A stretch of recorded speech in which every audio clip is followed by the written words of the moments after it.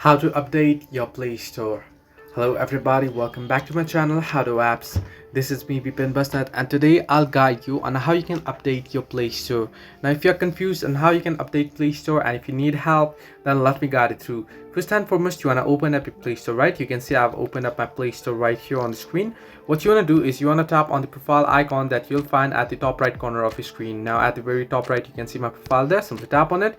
Now what you want to do is you want to tap on settings option that you can see on the screen above the help and feedback option, the second last option.